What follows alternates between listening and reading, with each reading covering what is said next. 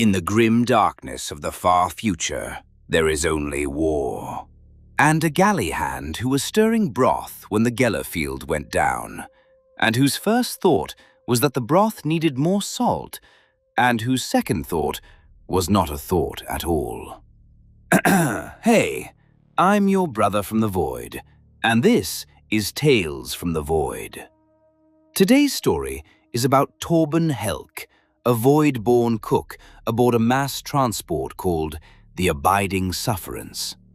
4 generations of his family have stood in front of the same ovens and stirred things until they died.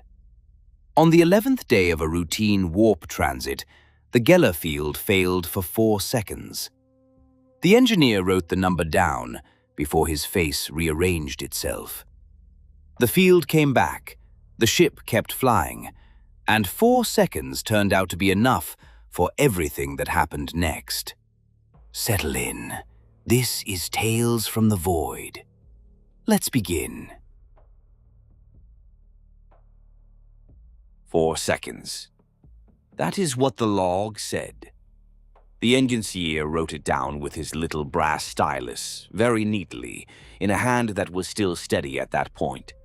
4.00 seconds of field exposure within documented parameters. And I know this because I read it myself sometime later, after the engineer no longer had the kind of face that could object to a galley hand touching his instruments. I should say that his face was still there. Most of it was still there. It had simply rearranged itself into a configuration that was not, strictly speaking, compatible with things like opinions, or protests, or blinking. But he managed to write down the number before it happened to him, and I think that says something admirable about the Mechanicus, though I have never been entirely certain what. Dedication, possibly, or a different kind of madness than the one that was coming for the rest of us. My name is Torben Helck, and I have never set foot on ground that was not a deck plate.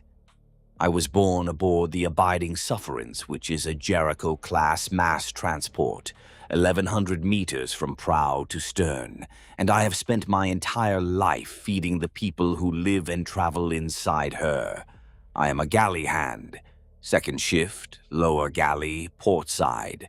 Somebody has asked me a question about that ship, and I am going to answer it at greater length than the question deserves. And I will explain why at the end, because the reason is the only part of this that is any use to anybody. If you have ever eaten aboard the Sufferance and come away thinking the broth was too thin, or the grainloaf was underbaked, or the protein stew had a texture that suggested it had lived a full and eventful life before arriving in your bowl, I am not going to tell you that you were wrong. I have been doing this for 31 years because void-born do not get childhood so much as they get smaller work assignments. And my mother put a ladle in my hand before I had all the words to tell her I did not want one. She was galley. Her mother was galley. 4 generations of Helcks have fed this ship that I know of, and the habit of my family is to stand in front of an oven and stir things until we die. Nobody in command has ever once acknowledged it, and nobody above the 3rd deck ever gave a thought to the galley or to what was humming underneath its deck plates 24 hours a day for 400 years. The Abiding Sufferance is not a warship. Warships have armor and gun crews and people aboard who have been specifically told to expect that something may try to kill them. A mass transport has holds, large ones, designed to carry either cargo or soldiers, usually both at once, and the difference between the two from the perspective of a galley hand is that cargo does not queue for meals and does not complain about the consistency of the grainloaf. On this particular transit, we were carrying the Broskvel 112th Line Infantry, which was roughly 6,000 soldiers bound for a theater of operations in the Korvath subsector, plus an artillery train, their senior staff, a commissar I only ever saw at a distance, and a ministorum confessor who came down to the lower galley exactly once, looked at what I was stirring, made a small sound with his mouth, and never returned. In addition, there were approximately 2,500 permanent crew, of whom perhaps 300 were void-born like me, which meant we ran the ship, and the other 2,200 were planet dwellers on contract who thought we were strange and slightly unclean, which is a thing I have grown used to and no longer take personally, though I did once spit in a bosun mate's broth for calling my mother a hull rat, and I do not regret it even slightly. A Jericho-class transport is not a beautiful ship. Planet dwellers call it ugly, functional, and depressing, which are 3 words I would also use for most of the planet dwellers I have met.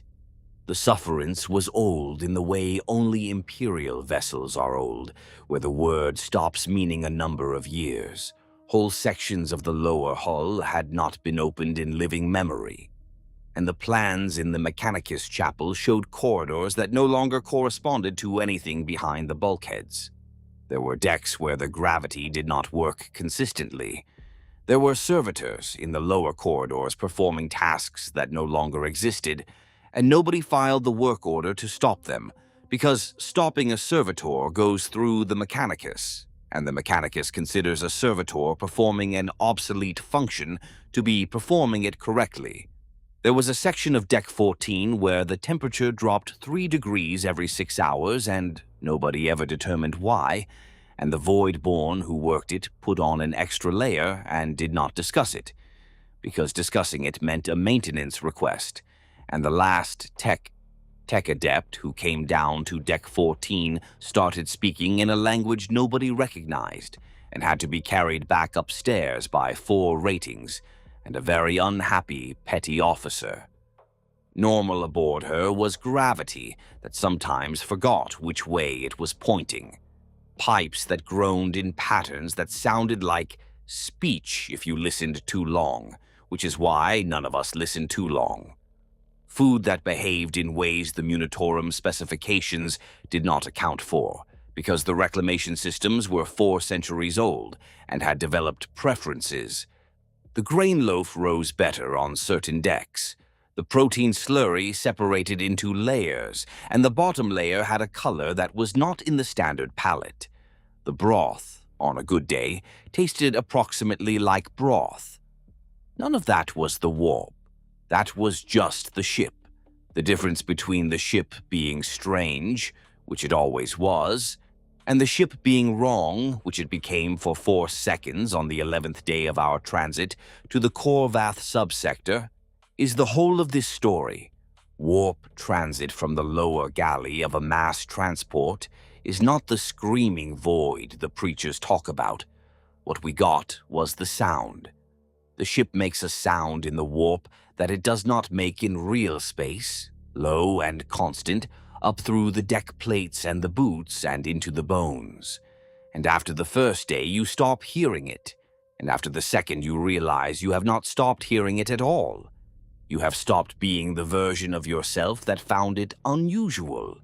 It is in the walls and the pots and the ladle and the broth, and with a hand flat on the counter, you can feel it in your fingertips. The void-born call it the ship dreaming, which is a nicer way of putting it than the alternatives. The other thing about transit is the time. Time in the warp does not work the way it does in real space. I have been told this many times by people who clearly thought they were being informative. What I can tell you from direct experience is that a shift in the galley that is supposed to last 8 hours can feel like it lasted 4 or 14, or occasionally like it has been going on for approximately a week and a half, and the chrono on the wall will still say 8 hours when you finish, and you learn very quickly not to trust your own sense of duration, because the alternative is to go slowly mad trying to reconcile what the clock says with what your body tells you. And going slowly mad aboard a ship in the warp is not a figure of speech. It is the 3rd most common cause of crew attrition after respiratory infection and falling into things. Sleep is the worst part, not the lack of it. The content. Everybody dreams during transit, and the dreams are not normal dreams. Mine contained imagery that I do not have the vocabulary for, and would not use the vocabulary for if I did. What I will say is this. Every void-born I have ever spoken to about transit dreams has described the same basic experience, which is that you dream of something that knows you are dreaming. Not watching you, not threatening you, just aware. Aware the way the ocean is aware of a boat is the best way I can put it, where the awareness is not interest or malice but simply a fact of scale. And you are the smaller thing, and the larger thing has not decided what to do about you yet. And you wake up and your sheets are wet and the chrono says you slept for 6 hours, and your body says you slept for 6 minutes, and you get up and you go back to the galley and you stir the broth. That is normal. That is every transit. The 11th day of our transit to the Korvath subsector started like every other day of transit. I woke up in my berth in the galley crew quarters, feeling like I had been asleep for either 3 minutes or 3 years, pulling on my grays and walking 40 meters down the corridor to start heating the water for first shift's morning ration. Donnick was already there. Donnick was always already there. He was the head cook, first shift, and he had been running the lower galley since before I was born, and he slept, as far as I could determine, for approximately 2 hours out of every 24. And I had never once arrived before him in 31 years. He was a void-born like me, tall and thin the way we get when the gravity is slightly off during the years when your bones are deciding what shape they want to be. And he had hands like industrial equipment and a face like a cliff that someone had started carving a person into and then given up around the cheekbones. He was not a man who spoke unnecessarily. When I came in, he checked the chrono, then checked me, and let it stand there, which was his way of communicating that I was on time, but that he had opinions about my definition of on time that he was choosing not to share. I started heating the number 4 vat while he prepped the grain hoppers, and for a while the only sounds were the familiar ones, the hum of the heating elements and the clatter of the hopper feeds and the deep bone-level drone of the ship in transit underneath all of it. And I remember thinking, in the way that you think things when you are half awake and doing work, your hands know better than your brain does, that the drone sounded slightly different that morning. Not wrong, not alarming, just slightly different, the way a note sounds different when you tighten the string by a quarter turn, and I could not have told you what had changed if you had asked me. A fraction of a tone. A suggestion of something in the harmonic that was not usually there. I noticed it, and then I did not notice it, because Donnick handed me the stirring paddle and pointed at the number 2 vat, and the number 2 vat had developed one of its moods. The number 2 vat was the oldest piece of equipment in the lower galley, and possibly the oldest on the ship that was not actively worshipped. Munitorum Standard Issue, serial number worn smooth a century before my grandmother was born. It heated and homogenized protein extract into something that could with charity be called edible, and it did that badly and inconsistently, and with an air of personal resentment that anybody who has worked one will confirm is not a figure of speech. That morning it was producing a substance of the correct temperature and consistency, and the wrong color. Not dramatically wrong, just a shade that sat on a part of the spectrum protein extract does not normally visit, somewhere between old parchment and a bruise that is not healing properly. I stirred it. I looked at it. I stirred it some more. Donnick came over, looked at it, put one finger in, tasted it, thought about it for approximately 4 seconds, which is a duration that has since taken on a different significance for me, and said, "Tastes fine. Serve it." I served it. 340 soldiers ate it that morning, and as far as I know, it did them no harm. That is the kind of decision you make in a galley every single day. The decision between what looks right and what tastes right, and what you can afford to throw away when you are feeding 8,500 people from a supply that was calculated by a clerk who has never eaten his own calculations.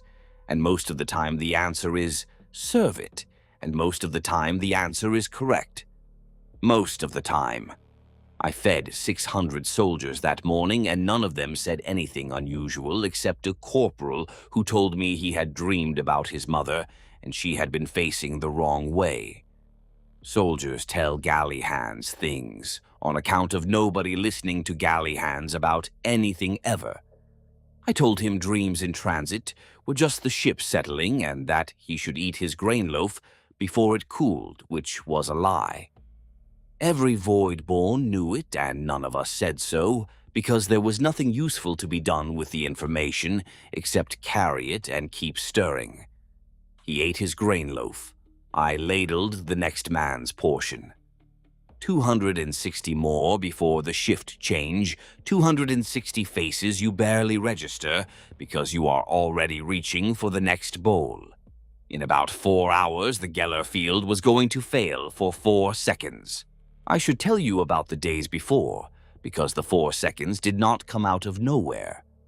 Nothing comes out of nowhere, though I understand that the official position of the Adeptus Mechanicus is that the event was within documented parameters and could not have been predicted, which is a sentence that contains exactly 1 true statement and 2 lies, and I will leave you to determine which is which.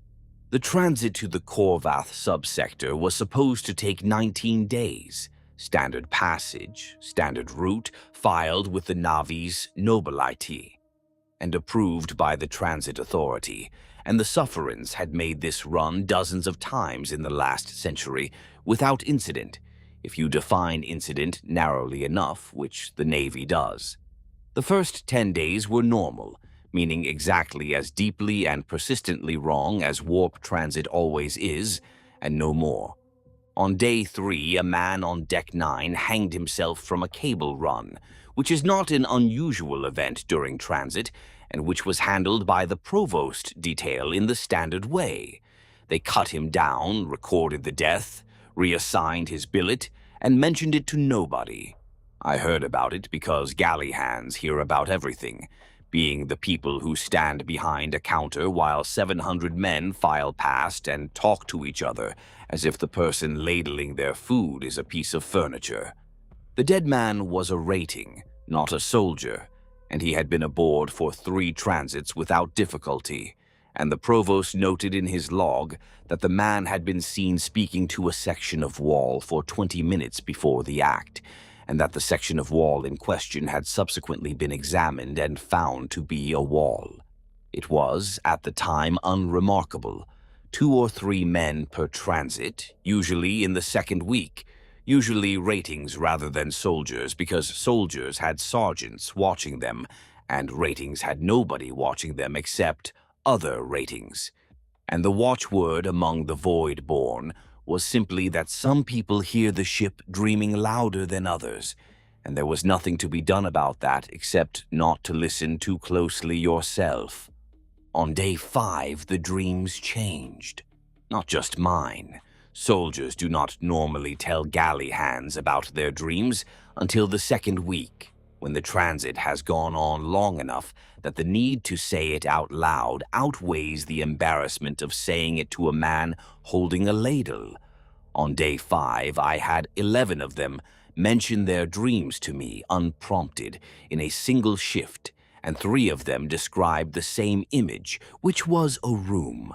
Not a frightening room, not a room full of horrors, a room that was empty and clean and well lit, and had a door that was open. And the open door was the part that stayed with them, because the door was open and they wanted to walk through it, and they knew with absolute certainty that walking through it would be the worst thing they had ever done, and they could not explain why. 3 men who did not know each other, who bunked in different holds, who had never spoken to one another, dreaming about the same empty room with the same open door. I told each of them that transit dreams were just the ship settling, and I ladled their portions, and none of them heard about the other two. On day 6, the food went strange. Not the number 2 vat, which had been strange since the start, and which I had stopped paying attention to in the way that you stop paying attention to a sound that never stops.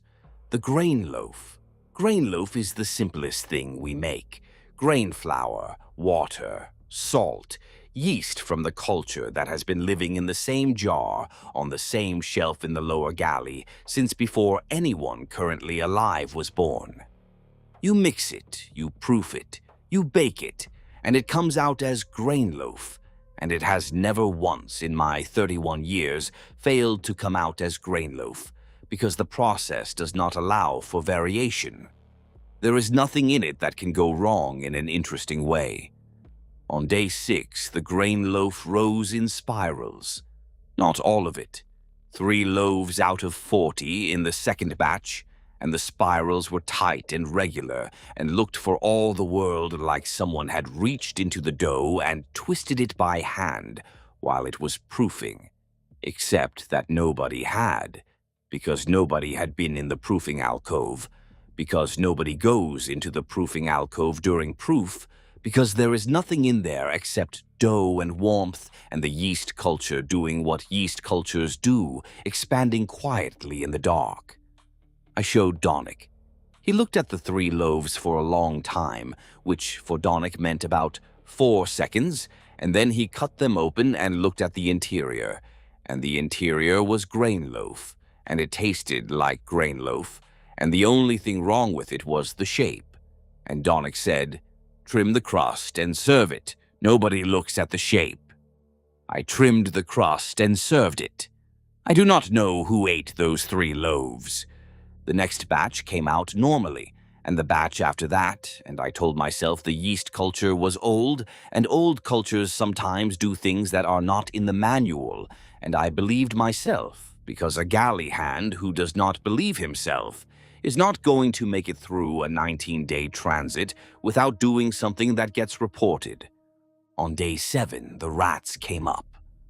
Void-born pay attention to that, and planet-dwellers do not, because planet-dwellers think of rats as vermin, and void-born think of them as instruments, the way a canary in a mine is an instrument. Ours were a breed that had been aboard so long they were no longer quite the same thing as planet rats.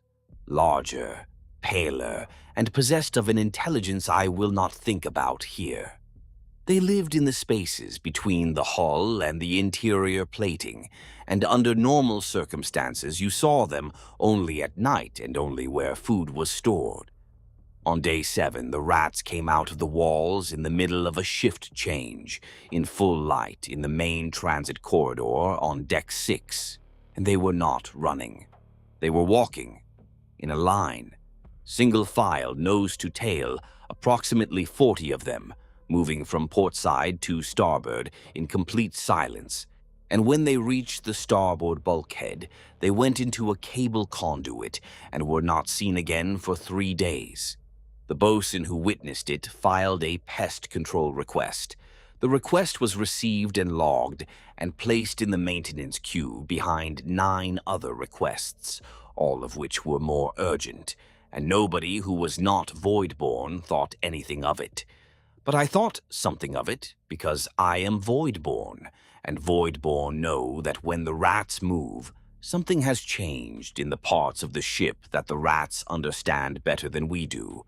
The deep parts, the old parts, the parts where the hull is not quite hull anymore, and the bulkheads have been sealed so long that what is behind them is no longer something that has a name on any maintenance schedule. On day 8, the hum changed again. I had noticed the quarter tone shift on day 1 and filed it in the part of my mind where I keep things that are probably nothing, which is a large part, because living on a ship in the warp requires a very large, probably nothing compartment. On day 8, it developed a rhythm, not a drumbeat, a pulse, like a heartbeat, coming from underneath the galley deck plates. and the galley deck plates sit directly above the Gellar Field generator housing. Nobody goes into that housing except the mechanicus, and questioning that arrangement is not something a galley hand does unless he wants to become a former galley hand permanently. But I could feel it through the deck. A Gellar Field generator does not pulse. It hums one sustained tone that does not vary, and variation means something is wrong, and something being wrong with the Gellar Field generator is not the kind of wrong that goes in a maintenance queue behind 11 other requests. I did something that I should not have done on day 8. The galley sits directly on top of that machine, and I sleep 40 meters from the galley. And a man can carry a great deal at work provided he can put it down when he lies down. I could not put it down. I went to find the nearest enginseer, which required walking up 2 decks and presenting myself at the door of the secondary mechanicus chapel, a hatch on deck 4, marked with the cog and skull that smells at all times of hot metal, and something underneath it. The enginseer who answered was a woman, or had been, or was approximately, because the mechanicus does things to itself that make categories like that provisional. She had 3 arms, 2 of which were original, and she looked at me the way a chrono looks at a bolt, which is to say, with precise and total indifference to my feelings about being looked at.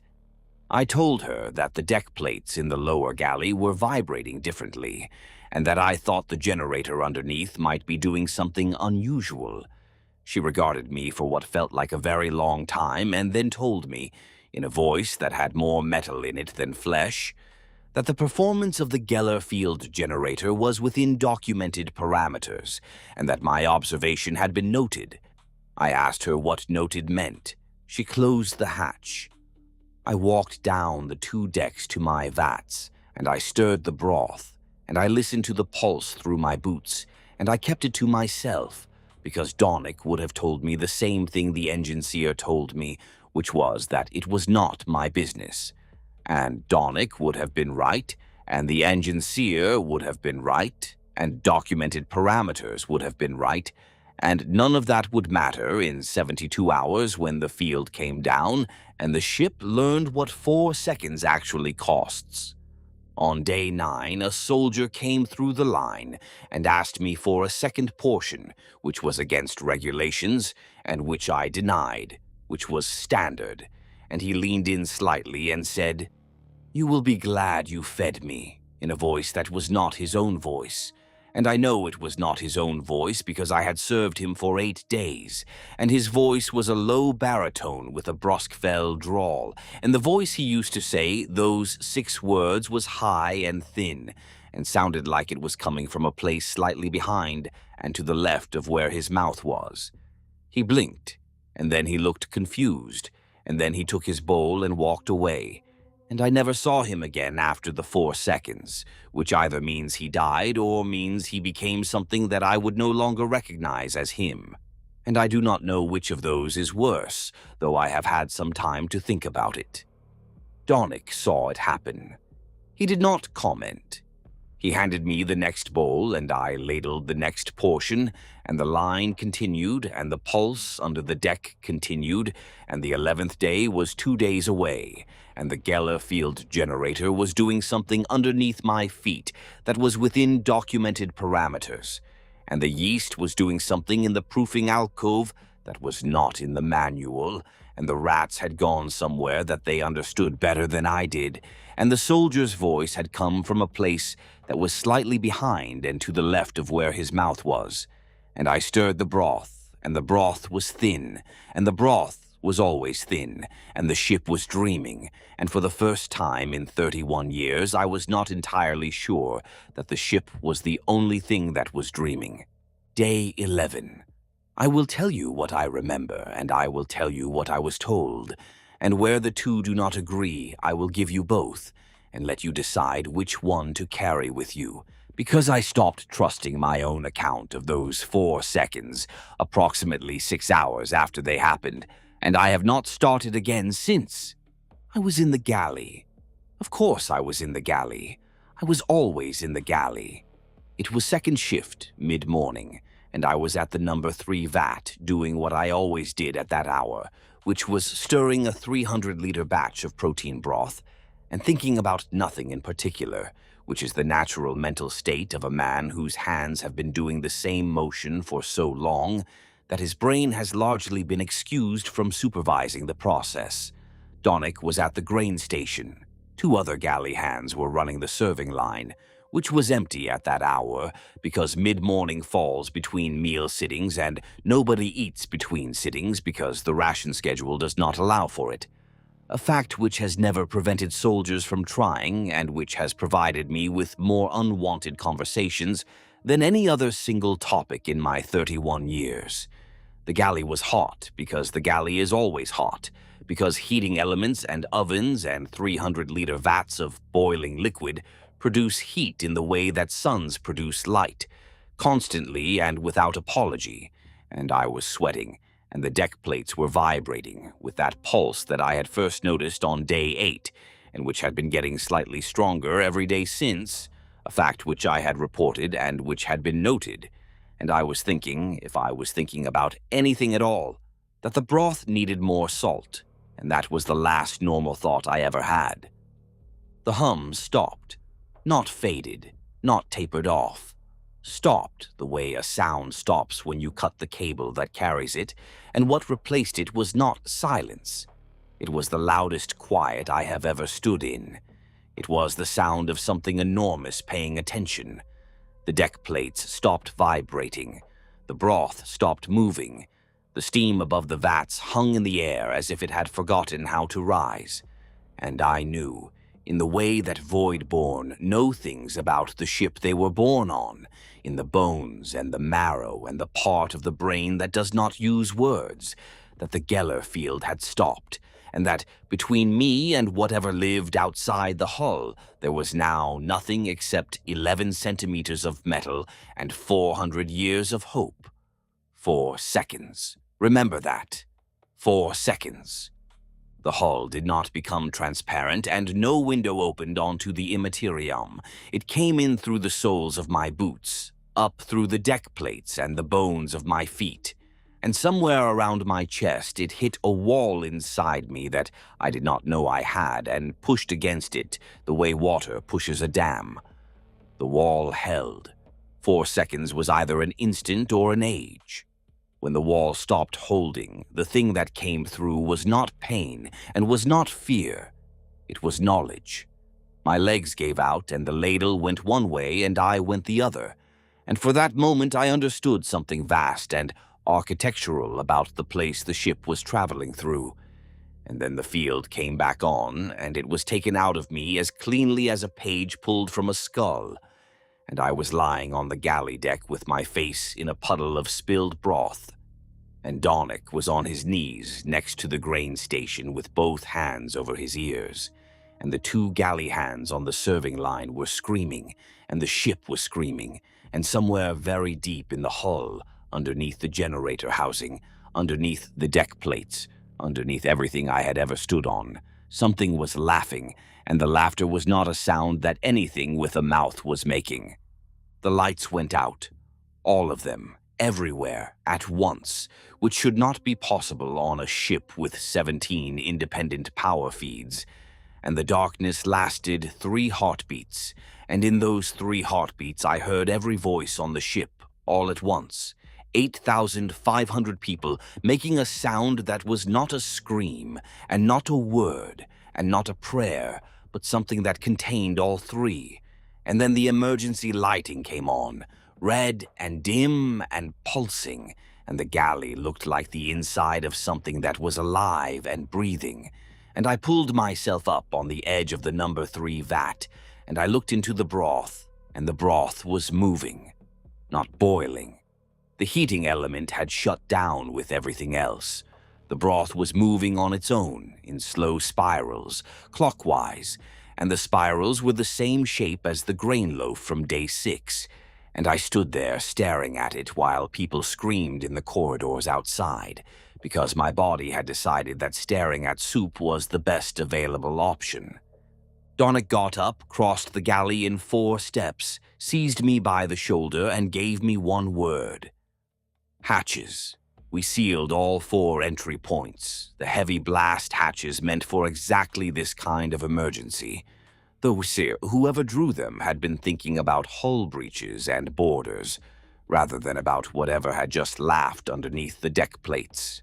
The locks engaged, and we were sealed in, with the vats and the ovens and the grain hoppers and the water supply and 60 meters of galley space, which was now the entirety of our world. The 2 galley hands on the serving line had stopped screaming. Rossiter, a young planet dweller, was sitting on the deck with his back against the counter, rocking, saying a word over and over that I did not recognize. Pren, a void-born woman who had been galley crew 9 years, and who I had never once seen frightened by anything, was standing perfectly still in the middle of the serving area, turning her own hands over, examining her fingers as if she were not entirely certain they belonged to her. I asked her if she was all right. "There are too many," she said, and went back to looking at them. I counted. There were 10. When I said so, she shook her head. Not fingers. She would not say what she meant. "I counted Pren's fingers that morning. I have never counted my own." A galley hand who examines himself does it in front of a counter with a Q at it. There is no version of that which is private, and a man seen checking his own hands has told 400 people that checking your hands is worth doing. So I did not look. Not on the 11th day, not on the 19th, not on the shuttle. I have washed my hands several thousand times since, in front of a sink, alone, with nobody in the compartment. It takes about 4 seconds, and I have not done it. The sounds from outside the hatches were bad. I have spent time trying to find a better word, and there is not one. People were dying out there. People were changing.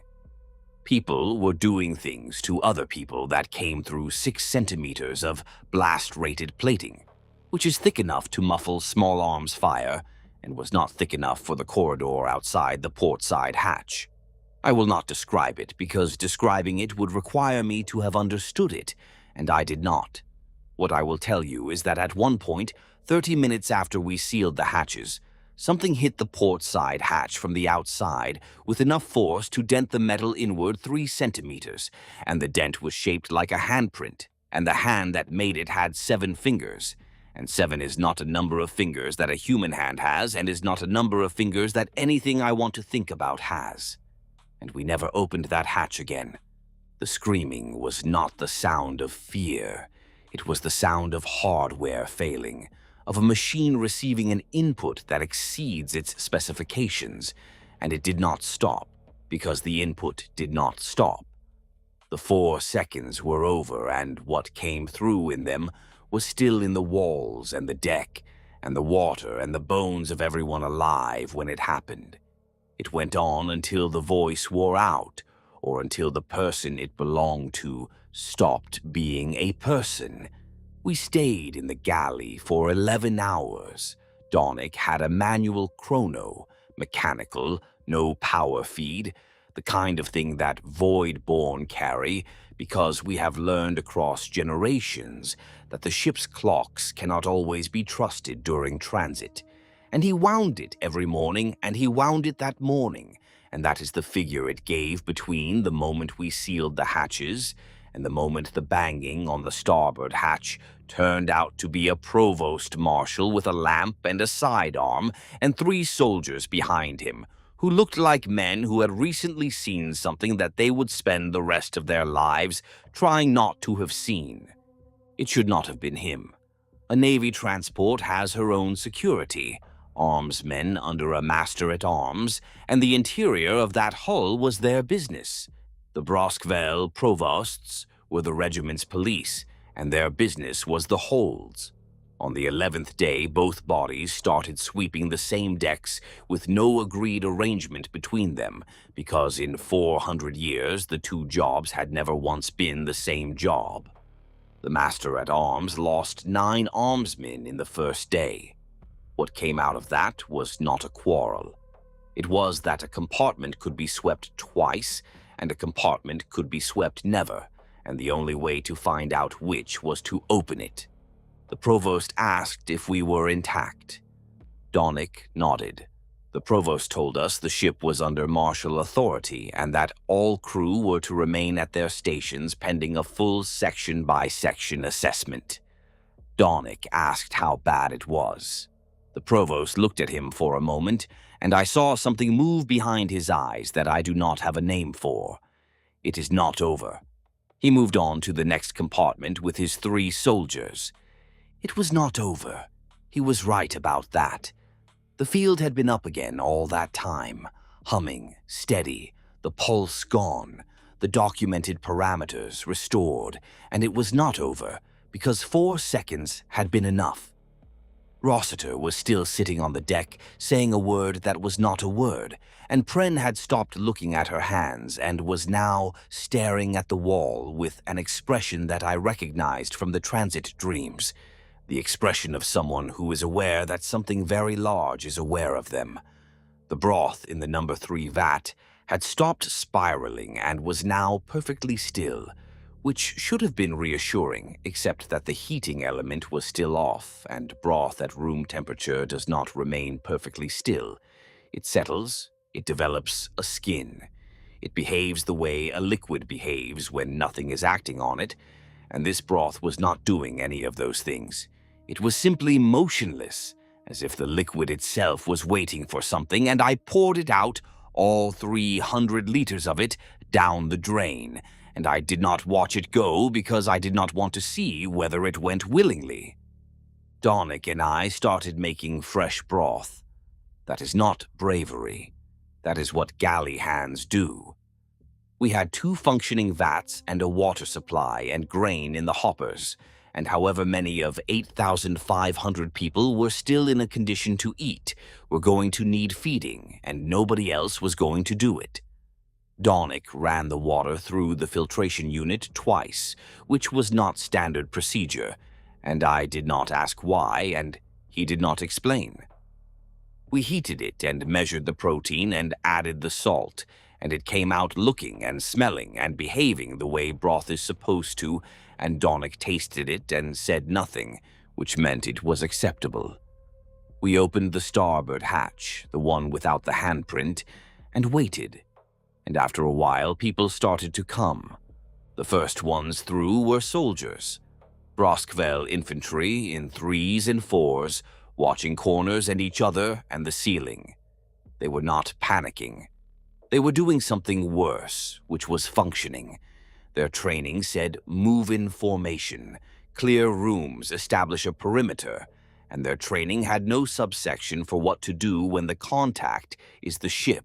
So they cleared a galley the way they would clear a bunker, checking behind the vats and under the counters, and sweeping the proofing alcove with lamps and las guns, as if the yeast culture might have developed opinions about their presence. I gave them broth and kept my observations about their tactical approach to bread dough to myself. The things they told me, the way men talk to a galley hand who is not threatening and not important and not going to repeat anything, were these.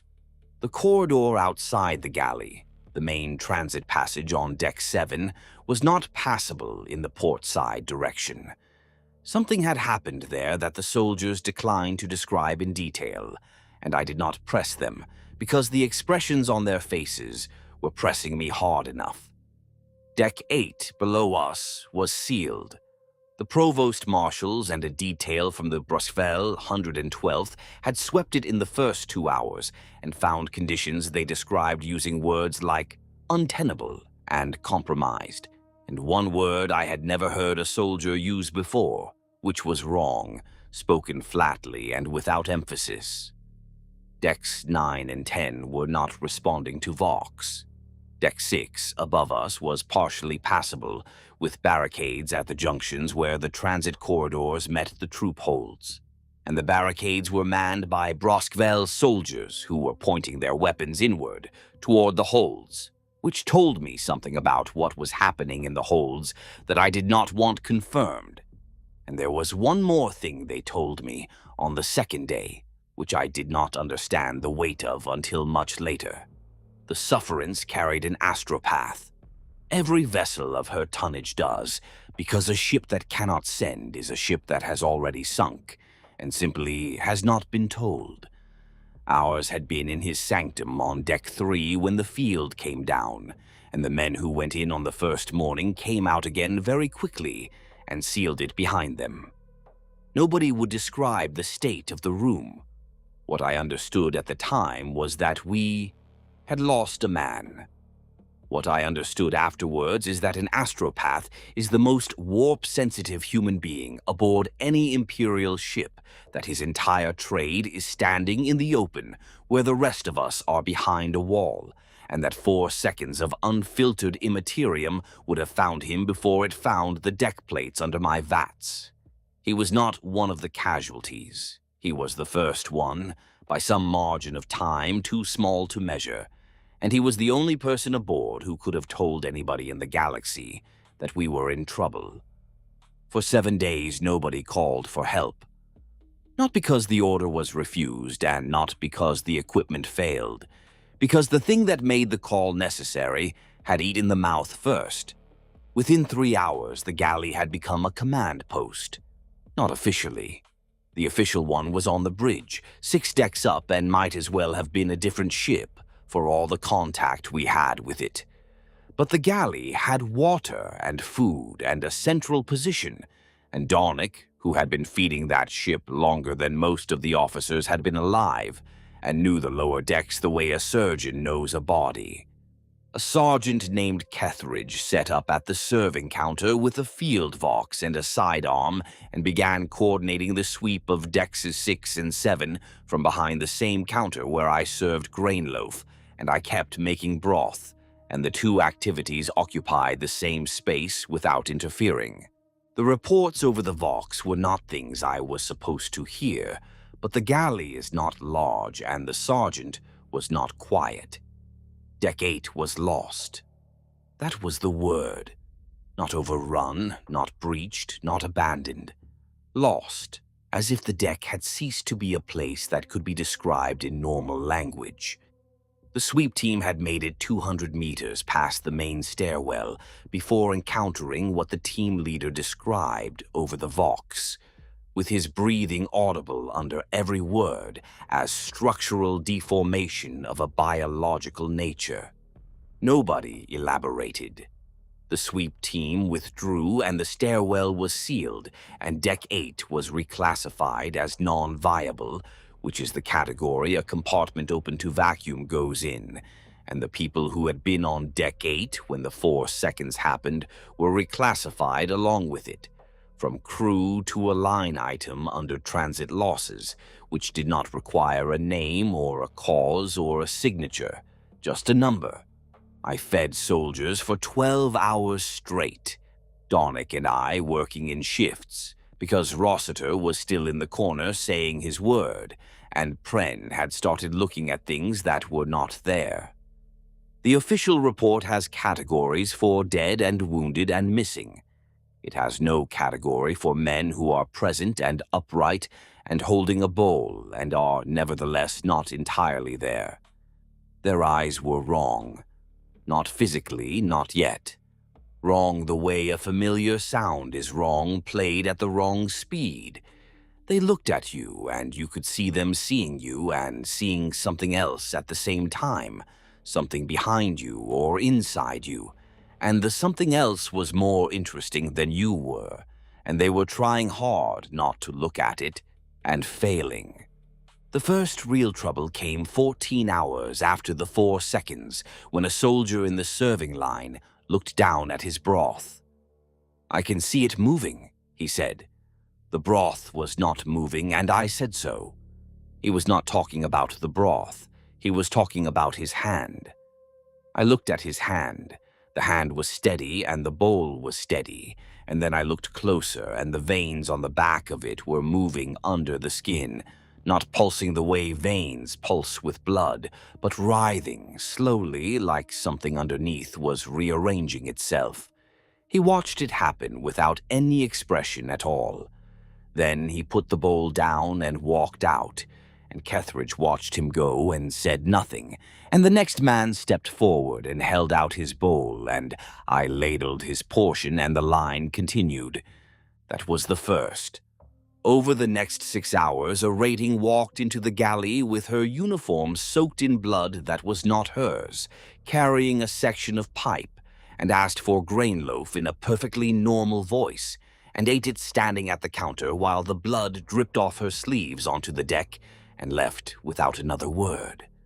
I saw a soldier sit down at the serving counter and begin to write very quickly on the counter surface itself, scratching words into the metal with his fingernails. The words were in a script that I did not recognize. Then Pren walked over and stood behind him and watched, and she was nodding slowly, as if she were reading what he was writing. She knelt down beside him and began scratching alongside him in the same script, and she was faster than he was, and her lines were neater, and I understood then what she had meant when she said, "There are too many, not fingers." She had not been counting her fingers. She had been counting the things she could see that the rest of us could not, and whatever she was seeing had a language, and the language had been out of use for 9,000 years. And Pren had never learned it, and the soldier had never learned it, and neither of them had ever seen it before the 4 seconds. The Ministorum confessor, the same man who had come down to the galley before the transit and looked at the broth and made that small sound with his mouth, was brought to examine what they had written. His hands shook when he identified the script. He left the galley and was not seen again after that, and nobody went looking, because nobody who had seen his face when he read those marks would have wanted to find what was left of him. I saw a man laugh for 45 minutes without stopping, standing in the corner of the galley where Rossiter had been sitting before. Rossiter stopped saying his word and started screaming, and was taken away by 2 soldiers who held him by the arms and walked him somewhere that I was not told about. He was not amused. It was a sound using the mechanism of laughter for something that had no other outlet, and it went on until it stopped, and when it stopped, he fell over and did not get up. His eyes were open and his mouth was open, and he was breathing. Donnick covered him with a tarp from the storage alcove, and we stepped around him for 3 hours until someone came to carry him out. On the 22nd hour, the combat started. Not an engagement, not a battle. Combat in the way that the word applies when it is stripped of everything tactical and reduced to its most basic meaning, which is people trying to kill other people in a confined space with whatever is available. The troop holds on Deck 6 had been barricaded since the 2nd hour. 6,000 soldiers packed into berthing spaces designed for 4,000 in the dark, in the emergency lighting, on a ship that was vibrating with something that was not its engines.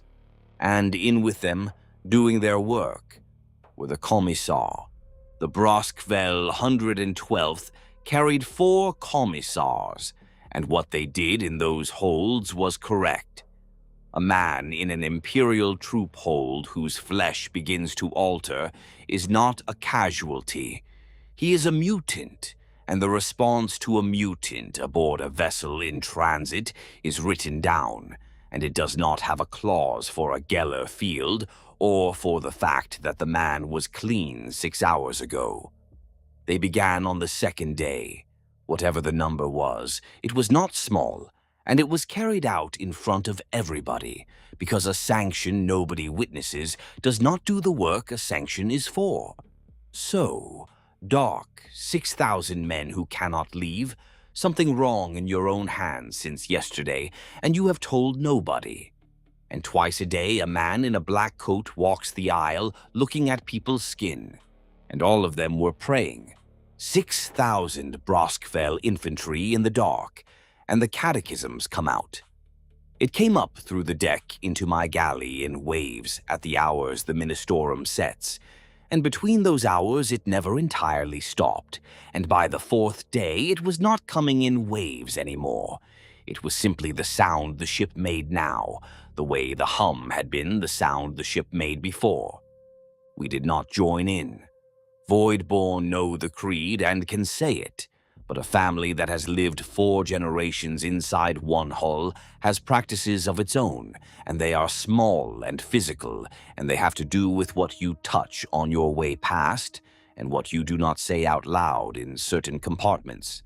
And the ecclesiarchy has a view about that which no confessor aboard a working transport has ever once raised with anybody, because he would then have to replace the crew.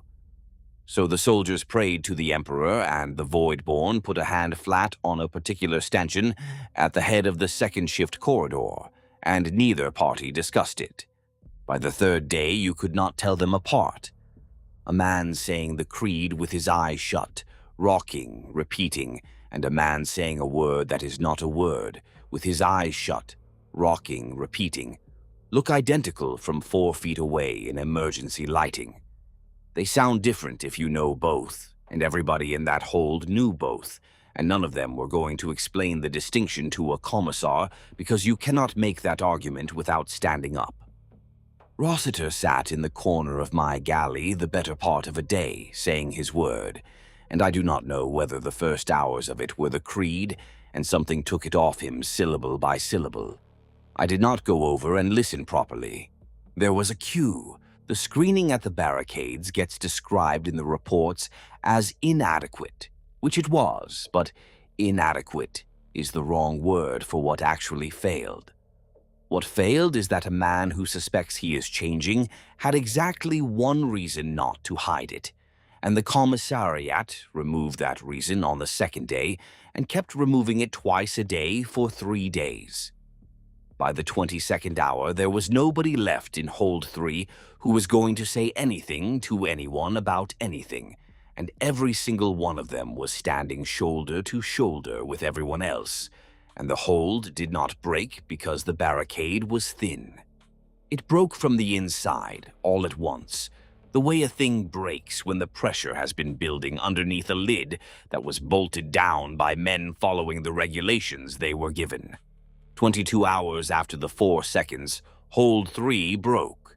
I know what happened in Hold 3 because I was on the corridor outside when it happened, carrying a container of broth toward the barricade on the instructions of Sergeant Kethridge, who had received a request from the barricade detail for rations, and who had sent me because I was the person available, and because galley hands are the people you send when you need something carried and do not have anybody more useful to spare. I was 40 meters from the barricade when the shooting started, not the organized volley fire of a disciplined unit executing a contact drill.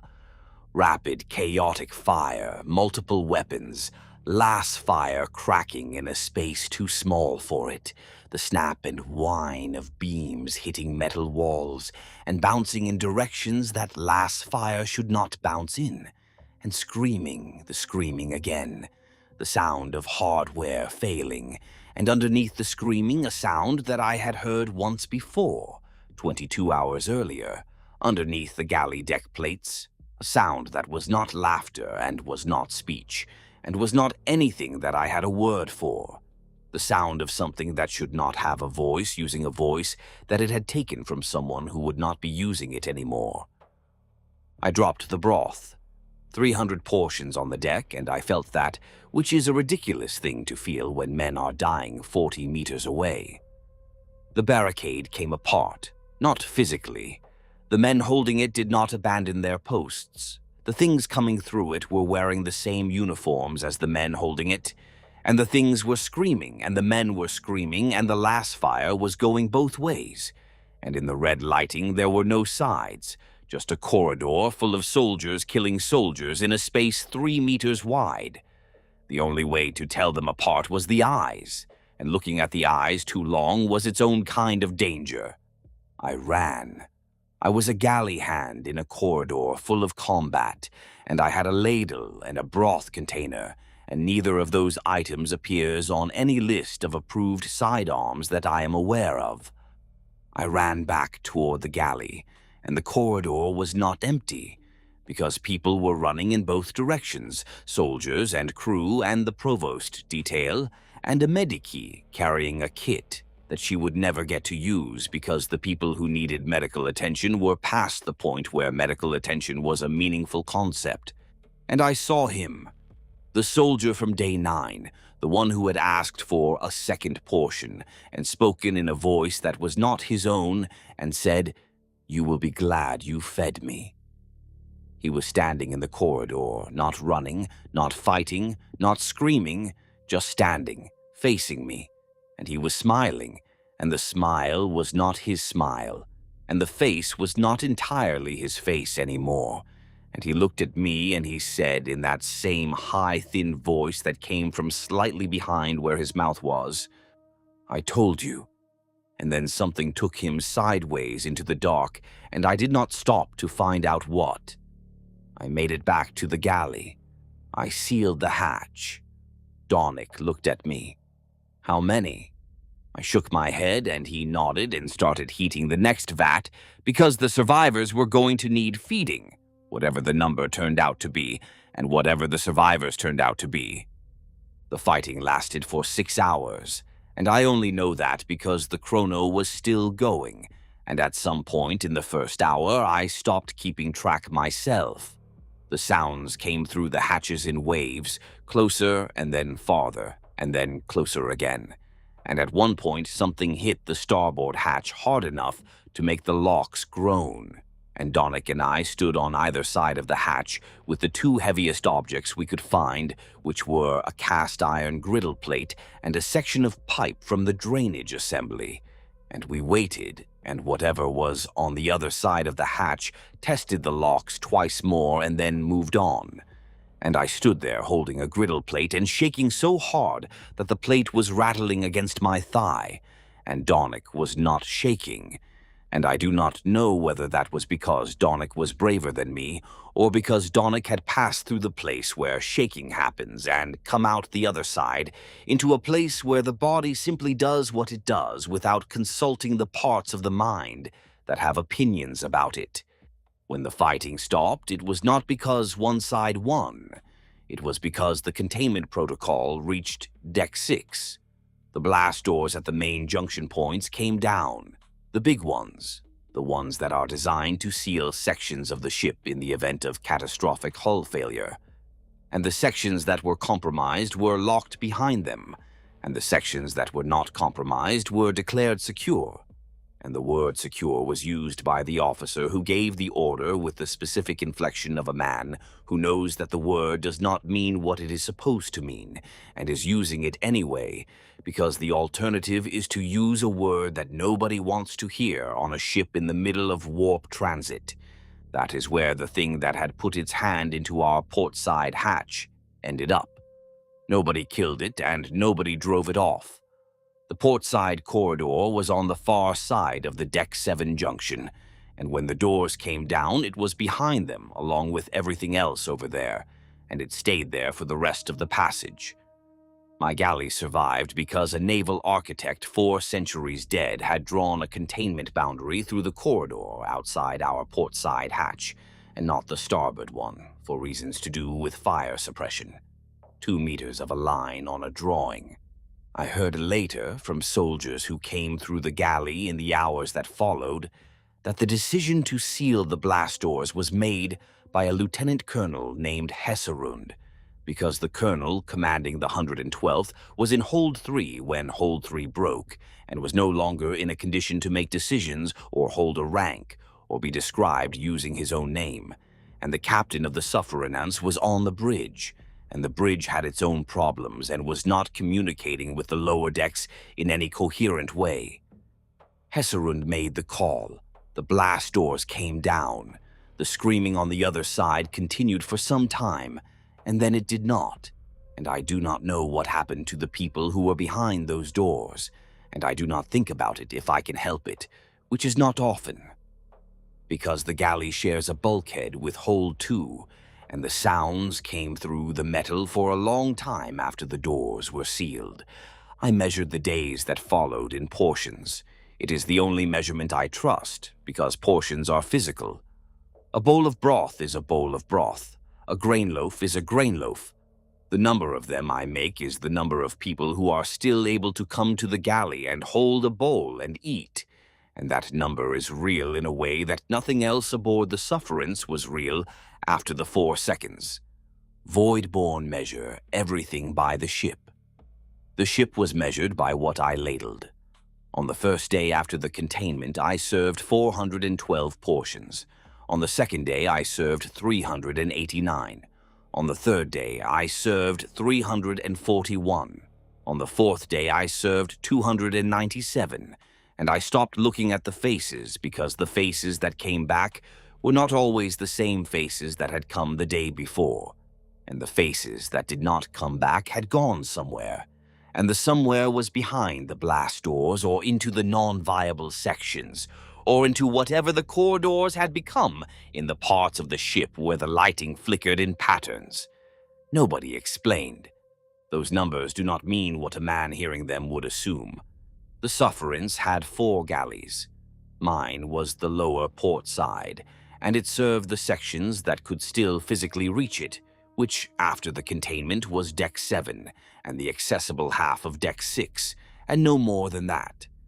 What the upper galley was doing, or the 2 troop-hold messes, or whether they were doing anything at all, I had no way to know, because the internal vox in the lower decks had been intermittent since the 2nd hour, and the corridors between us and them were on the wrong side of a blast door. So, 297 is not the number of people left alive on that ship. It is the number of people left alive who could walk to me. For 6 days, I assumed those 2 figures were close to each other. They were not, and finding that out was worse than any of the arithmetic I had been doing in the dark. The stores should have run down. That ship was victualled for 19 days with the standard margin. We were aboard her for 20, and by every rule I have worked under since I was 9, the galleys should have gone to reduced issue by the 15th day and emergency scale by the 18th. None of that happened. We had more food per man on the 7th day after than on the day we sailed, and it went on getting better, and it got better at exactly the rate that people stopped coming to the counter. You fill the hoppers to the same line every morning, and one morning the line lasts 2 days instead of 1. I filled the hoppers, and I did not say it out loud to Donnick. And Donnick, I did not say it out loud to me. There were 13 Helcks on the Sufferance when she sailed. That is not a large number out of 300 void-born, and it is not a small one either. My mother had been dead 6 years by then, in a birth, of the thing void, born die of, when the gravity has been slightly wrong for their whole lives, and their hearts have been compensating for 60 years. But her sister ran the upper galley on Deck 3, which is 4 decks and 1 containment boundary away from mine, and there were 2 of my cousins in reclamation on Deck 12, and the rest were scattered where Helcks have always been scattered, which is wherever there is a hopper or a pipe. Deck 12 was sealed on the 2nd day. Deck 3 was on the far side of the Deck 6 junction when the blast doors came down on the 22nd hour. I did not see any of them after the 11th day, and I did not go looking, and I want to be honest that the reason I did not go looking was not that the corridors were impassable, although they were. It was that a man with a bucket can walk anywhere on that ship, and I knew it by then, and I did not walk to Deck 3. When the picket station processed us, we were processed by section, not by name. And nobody produces a nominal roll for materiel. There is no list. There was never going to be a list. You do not write out the names of spoiled rations. So I do not know, not one of the 13, whether my aunt went out on a shuttle 2 hours before mine, or was behind those doors, or was one of the 911 and walked past me on the outer orbital while we were both being counted. There is no office I can write to. There is no form with a box on it for the question. Pren was gone by the 2nd day. She had walked out of the galley during the night cycle after the containment, carrying nothing, saying nothing, and I do not know where she went, and I know only that the marks she had scratched into the counter were still there after she left, and that they continued to appear in other places over the following days, on walls and deck plates and the insides of blast doors, scratched by hands that I never saw, in a script that had been dead for 9 millennia and was now, it seemed, awake. Rossiter I found out about later. They had taken him to a makeshift infirmary on Deck 5, and that is the last anybody told me anything. And the word he had been saying, the word that was not a word, I heard it once more 3 days after that, spoken by a rating I had never seen before, who was walking in the wrong direction down the transit corridor, and who did not appear to know where he was, or that he was walking at all. The ship was changing. I do not mean that metaphorically. The physical structure of the abiding sufferance was altering in ways that my own senses could register without any instrument at all. The temperature in the galley dropped by 1 degree on the second day and another ½ degree on the third, and the heating elements were working and the vats were hot, and the ovens were running and the galley was still getting colder, as if the heat was being drawn out of it, pulled downward through the deck plates into whatever was underneath. The walls sweated, not condensation. The metal developed a sheen of moisture that was not water, and I know because I wiped a section with a cloth, and the cloth came away with a residue slightly too thick and slightly too warm, with a faint iridescence, like something that had been alive and was now a liquid and was not comfortable with the transition. I threw the cloth away and I did not wipe the walls again, and the moisture stayed, and after a while I stopped noticing it. That is what frightens me about those days more than the handprint or the screaming, because the fact that I stopped noticing a thing like that means that the 4 seconds were working on me too, in ways that I could not see from the inside. The corridors were worse. The transit corridor on Deck 7, the only passable route between the galley and the sections still classified as secure, had developed characteristics that corridors should not have. The lighting flickered in patterns that were too regular to be random, and the men who walked it walked quickly and did not look up, because looking made you want to count the pattern and counting made you want to understand it. The door those 11 soldiers had dreamed about on Day 5 was here now. It was in the lights and the walls and the moisture on the metal and the taste of the water. The filtration unit was working. I had checked. The water was technically and measurably clean, and it tasted like something watching you drink it. On the 4th day after the 4 seconds, I stopped sleeping. Not by choice. My body stopped producing it, as if the mechanism had been switched off, and I lay in my berth and stared at the ceiling, and the ceiling stared back. Not figuratively. It had developed a texture with shapes in it that resolved, if you looked long enough, into something looking at you. So I stopped looking at the ceiling and lay with my eyes shut and did not sleep, and got up and walked the 40 meters to my station and stirred the broth. Dornick had stopped sleeping 3 days before me. He had not mentioned it. I noticed because his eyes had changed, not in the way that the soldier's eyes had changed, not the wrongness, but in the way that a man's eyes change when he has been awake for a very long time, and his body has stopped complaining about it and started simply operating in a mode that it was not designed for. He did not seem impaired. He seemed more precise than usual, his movements sharper, his timing better, and that worried me more than anything happening to the soldiers. On the 5th day, I found the engine seer. I had not gone looking for her. I had gone looking for an auxiliary water coupling on Deck 5, because the main feed to the galley was producing water that tasted like observation, and I wanted to see if the auxiliary was any better. A galley hand carrying an empty container has not left his post. He is a man fetching. Nobody in the history of the Imperial Navy has stopped a rating with a bucket to ask where he thinks he is going, because the answer is always the same and always boring. And a provost detail with 400 meters of compromised corridor to sweep has a list, and I was not on it. I walked past armed men for 6 days, and not one spoke to me. That is what being beneath notice buys you, and it is the only thing my rank has ever bought me that was worth having. The auxiliary coupling was on the same deck as the secondary mechanicus chapel, and the chapel's hatch was open, which it should not have been, and the engineer was inside, and she was dead, and her face had done the thing that I mentioned at the beginning, the rearrangement, and the rearrangement had been fatal, and whatever had rearranged her had taken its time about it. She was sitting at her console. Her brass stylus was on the floor beside her. The log was open, the physical log, the bound volume that the mechanicus keeps in addition to the cogitator records, because the mechanicus does not entirely trust cogitators, which is a thing that I have never had the nerve to raise with a tech adept, and never will. I picked up the log. I should not have. I am a galley-hand, not a tech adept, not an officer, not anyone whose eyes should fall on mechanicus documentation, and under normal circumstances the punishment for what I did would have been severe enough that I would not have considered doing it.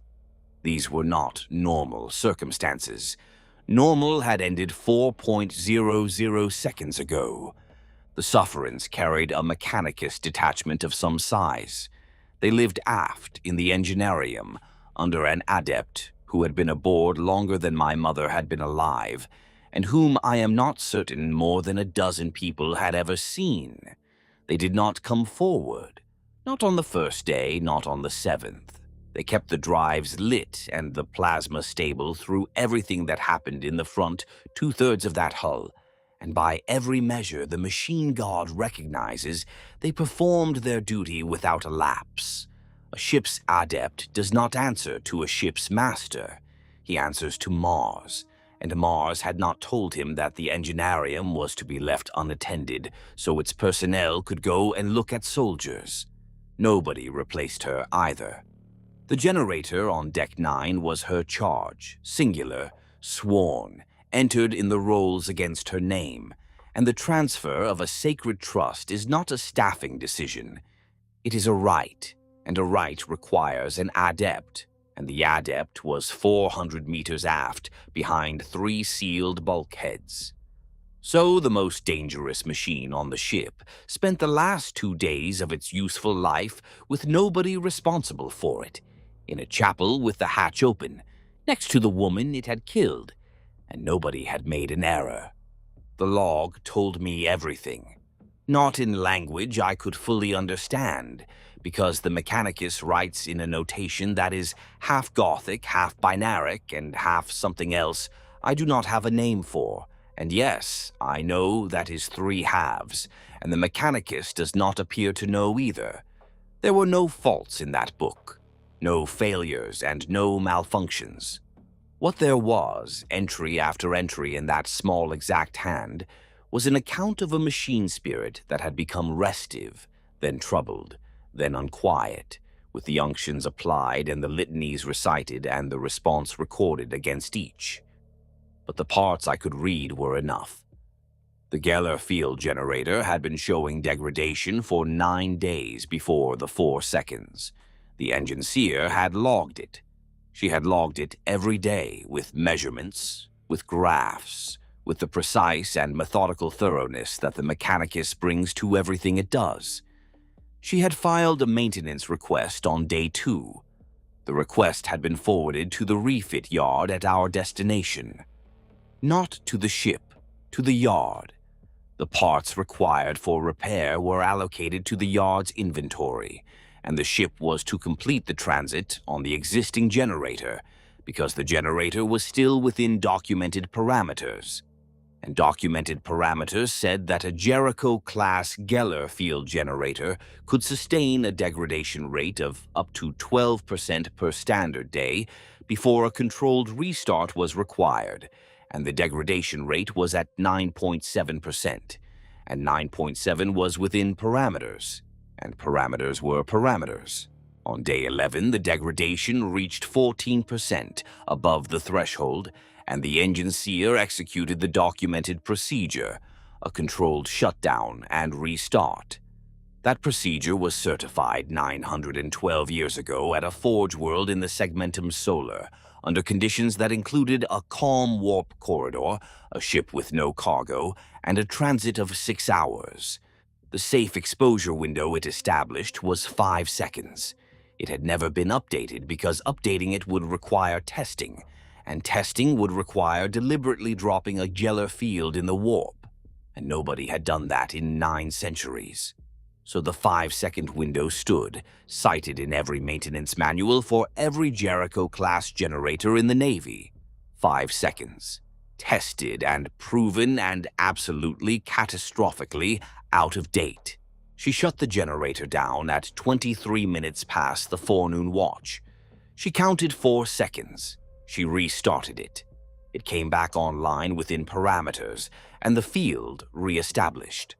The 4-second exposure had been logged as a controlled restart, field exposure within documented parameters, and the log entry was the neatest thing in the book, written in a hand that had not yet started shaking, because the shaking came later, and the rearrangement came after that.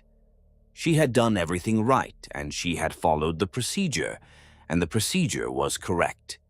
It was correct for a calm corridor and no cargo, and a transit of 6 hours, and it had nothing useful to say about a mass transport carrying 6,000 soldiers through a disturbed sector of the Immaterium on day 11 of a 19-day passage. And the difference between those two situations was the difference between 4 seconds of silence and 4 seconds of something pushing through the gap with both hands and finding 8,500 souls on the other side. I put the log down. I left it where it was, beside her, and I went back to the galley and made broth and served it. There was nobody to tell who could have done anything with it. 4.00 seconds within documented parameters was already written in a book that somebody at a desk that did not shake would read and file and cite, and the report would say the procedure was followed and the report would be correct, which meant every Jericho-class transport in the Navy was carrying the same procedure in the same manual with the same 900-year-old numbers. And every engineer who turned to that page was reading a page written by a dead man for conditions that no longer existed, and the only person who knew was a galley hand with a ladle in his hand and nothing in his authority that would let him change a single digit. On the 6th day, I understood the pattern, and understanding the pattern was worse than not understanding it, in the same way that finding out the fire started in your own kitchen is worse than thinking it came from outside. I understood it because I am a galley hand, and galley hands know the ship from the inside, and the inside of a ship is not the same map that the officers use. The officers think in decks, deck 6, deck 7, deck 8. Horizontal slices like floors in a building. But a ship is not a building. A ship is a body, and the body has a center. And the center of the abiding sufferance is not the bridge, and is not the holds, and is not the crew quarters. The center of the abiding sufferance, the deep heart of her, the place where everything radiates from, is the Gellar Field generator housing on deck 9, directly underneath my galley.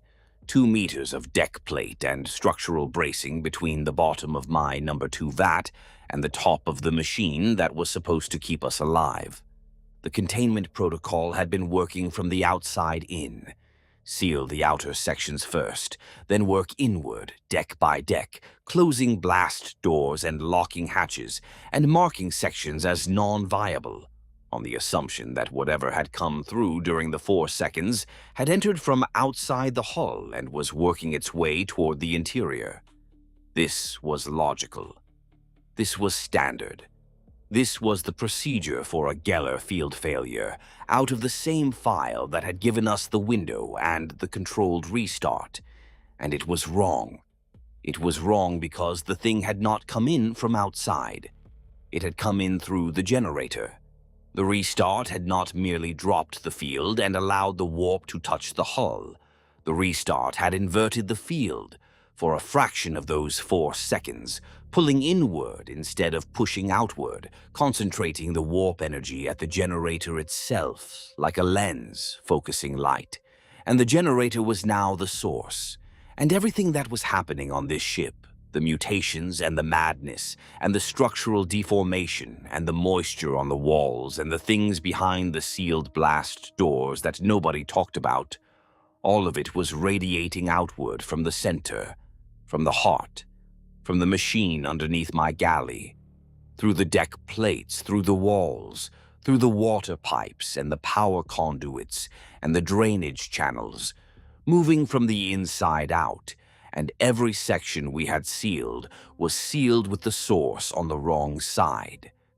I figured it out because of the broth, not the taste, the behavior. Number 3 had started moving again, the slow spiral from the first day, and number 2 had joined it, and number 4 was developing a skin that reformed within seconds of being broken. And the skin had patterns in it that looked like a map of something if you allowed yourself to see them. And I did not allow it, because the open door from the dream was right there. But the vats stood in a line, 1 through 4, port to starboard. The vat closest to the center of the ship was the worst. The vat farthest from the center was the least affected. The gradient was perfect, as regular as a textbook diagram, getting worse the closer you came to the middle of the ship, to the generator, to the thing under my feet that had swallowed 4 seconds of raw immaterium and was breathing it back out through the bones of the ship. And I thought of the rats. Day 7, 4 days before the failure, walking single file from port to starboard, toward the center. They had been following the gradient before there was a gradient to follow, and I had watched them go and filed a pest control request. I told Donnick. Donnick looked at the vats. He walked the line 1 to 4, touched each one, stood still for a moment with his hand on the metal and his eyes closed. And then he looked at the deck plates under his feet, the deck plates that separated us from the generator housing, and he said a word that I am not going to repeat, because it was a word that Donnick had never used in my presence in 31 years, and the fact that he used it then told me more about the situation than any briefing could have. I told him about the engine seer's log, the restart, the inversion, the parameters. He listened. He did not interrupt. When I finished, he said, "So we sealed them in with it?" "Yes." He nodded and went back to the grain station and started loading the hoppers. Then I put the other question to him. The water comes up through the reclamation feed. The protein extract comes up the same trunk. Both run through the deck. The machine is sitting under, then into my vats, then into a bowl, then into a man.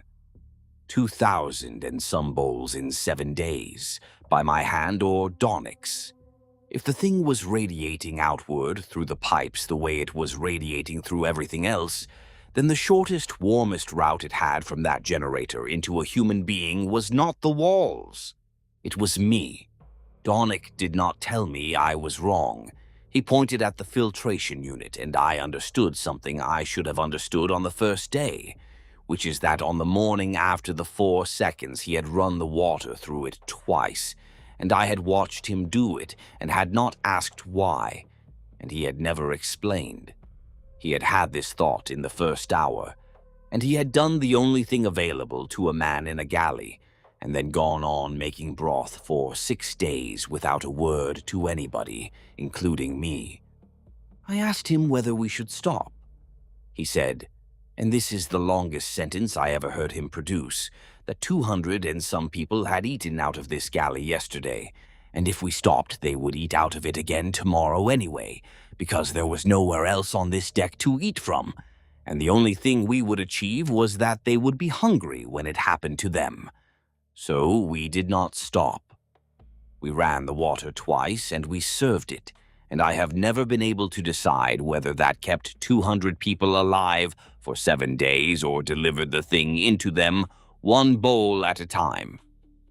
There is no office that produces that finding. I ate what they ate. The same broth out of the same vats in the same amounts, at the same sittings every day, and it was not conscience. A galley hand who eats something different from the men in his queue has announced a finding he cannot support, and by the second sitting there is no queue and no order on that deck at all. I ate the broth because eating the broth was the job. Whatever was underneath us and whatever was radiating through the deck, and whatever was making the broth spiral and the walls sweat and the soldiers' eyes go wrong, people still needed feeding, and the feeding was not going to stop, because the feeder had figured out where the poison was coming from. I went to find Hesserund. The lieutenant colonel was on deck 5 in what had been a maintenance bay and was now the command post for what remained of the Broskvel 112th, which was not the Broskvel 112th anymore, because the Broskvel 112th had been 6,000 soldiers, and what Hesserund had left was something under 2,000, and the rest were behind the blast doors, or in the sealed holds, or wandering the corridors of the non-viable sections in a state that the provost reports described as persistent, and that I would have described if anyone had asked me, as lost. Not in the sense of dead, but in the sense of gone somewhere that you cannot come back from, the way a man who walks through the open door is lost.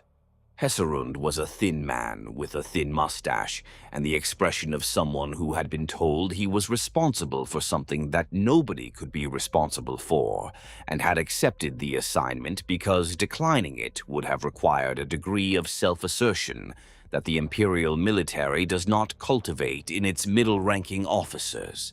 I told him what I had found. He did not believe me.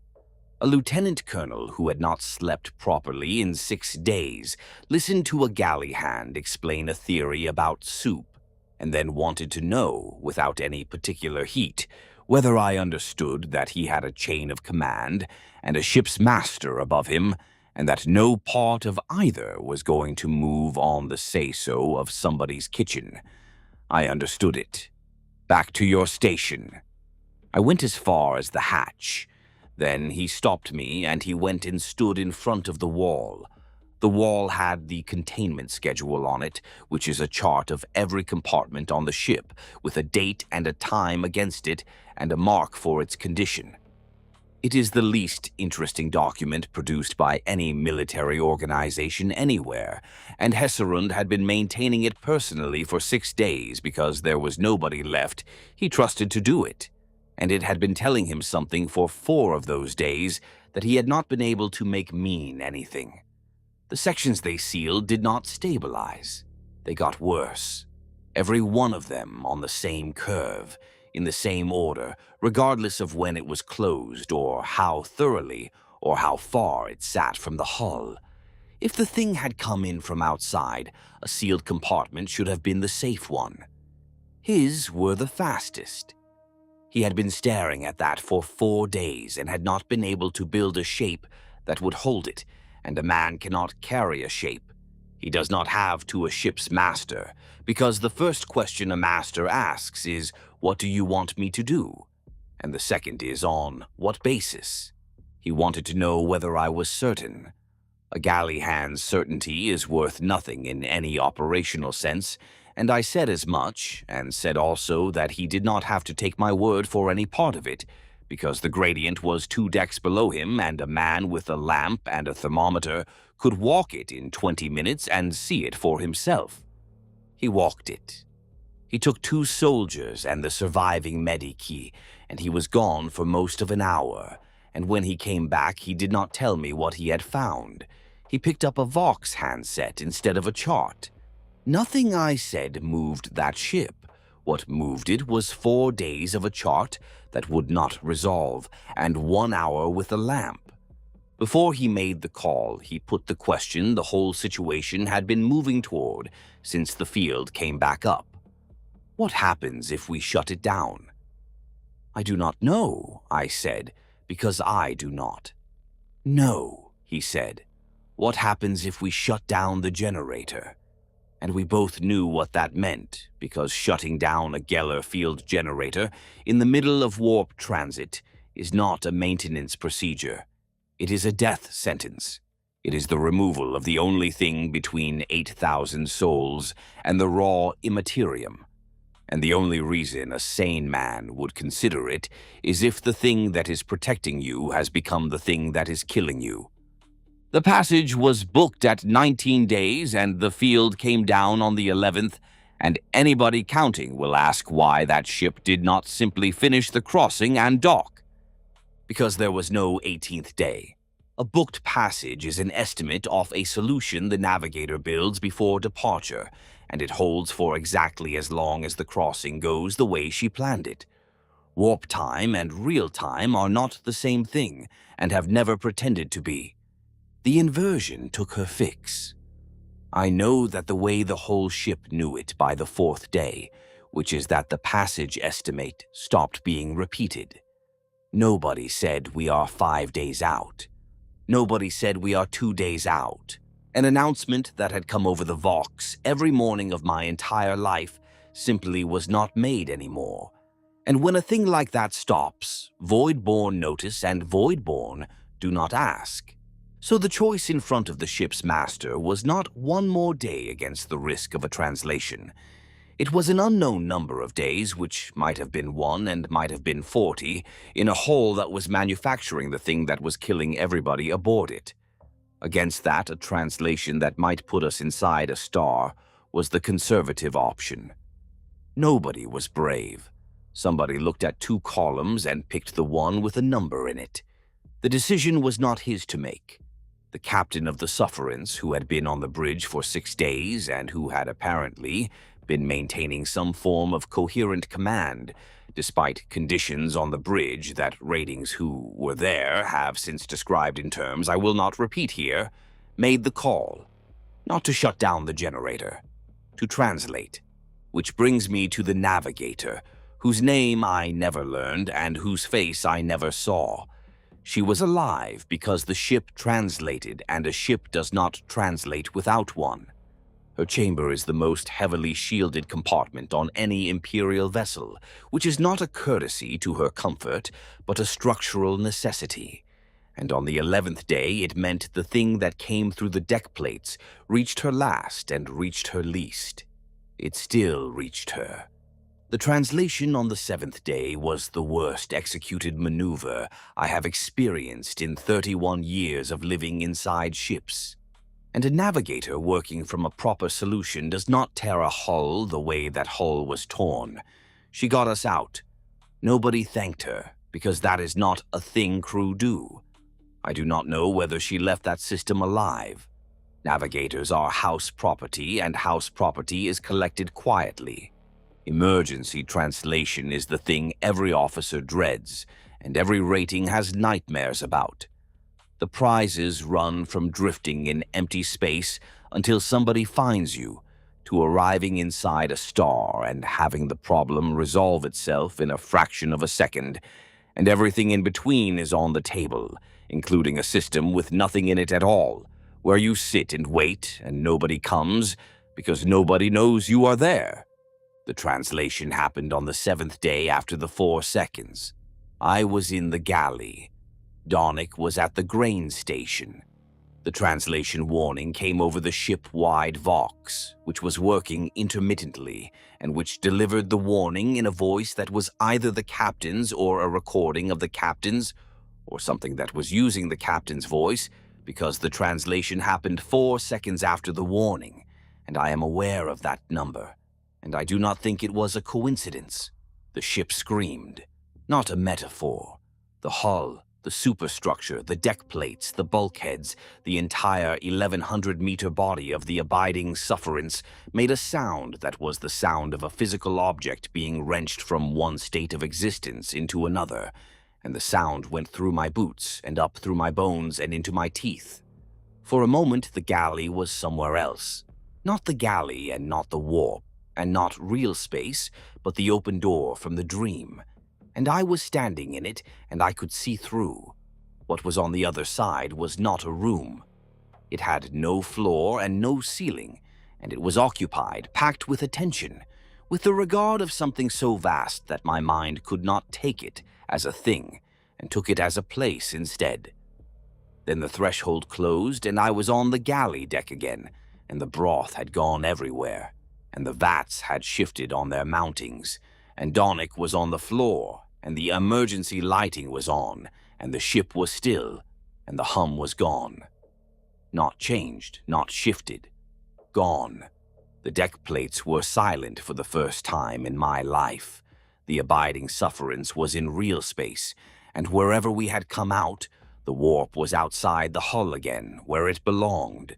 The generator underneath the galley was still running. They took it to minimum draw within the hour and put 2 armed men on the hatch, and that is as far as anybody went, because a Gellar Field generator allowed to go cold cannot be relit by the people aboard the ship it is bolted into. It needs a forge, a rite, and a magos of a grade that does not travel. A hull with a cold generator never enters the warp again under its own power, which makes it not a ship but a very large object in a place it cannot leave.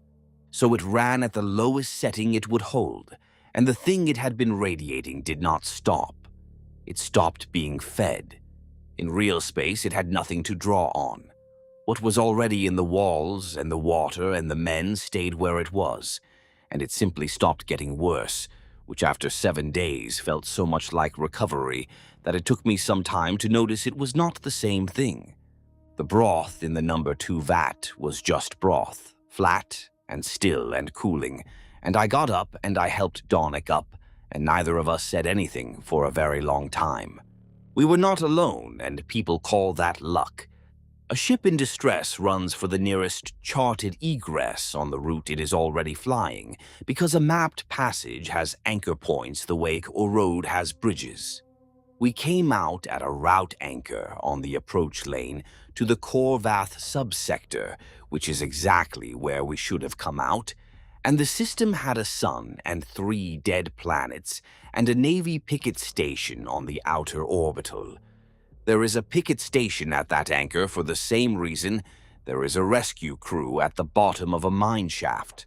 Ships come out of the warp there in a condition that requires attention often enough and for long enough that somebody costed a permanent post against the alternative, and the post won the argument. We were not saved by a coincidence. We were processed by a facility that exists because what happened to us happens on a schedule. The station was crewed by a complement that I never saw in its entirety, and that operated with the quiet, methodical efficiency of people who have done this before. Not this specific thing, but this kind of thing, and they had a procedure for it. The procedure had a form number and a classification code, and a set of steps that they followed in order, and the first step was a signal that said, "Hold position and do not attempt to dock." And the second step was a shuttle, and the shuttle contained a boarding party that was not a boarding party in the military sense, but in the medical sense, which was somehow worse, because soldiers boarding your ship are there to take something from you, and medical personnel boarding your ship are there to determine what has already been taken. The screening took 2 days. The boarding party, which consisted of a Medici team, a Mechanicus adept, and a woman in a gray coat who did not introduce herself and who carried a data slate and a device that she pointed at people from a distance of approximately 1 meter, went through the surviving complement of the abiding sufferance, year section by section, starting with the bridge and working downward.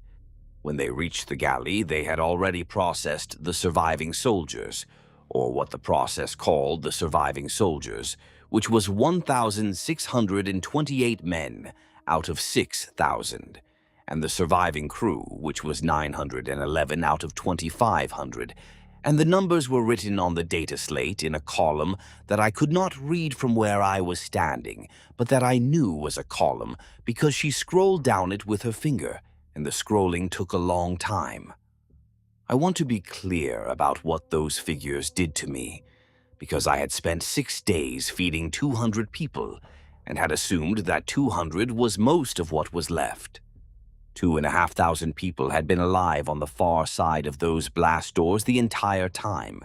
They had galleys of their own and messes of their own, and they were being fed by men I had never met, and none of us had any way of telling the others that we were still there.